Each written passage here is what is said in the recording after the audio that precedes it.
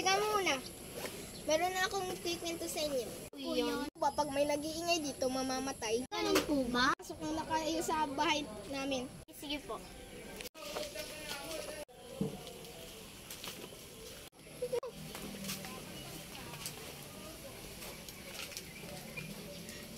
Tara.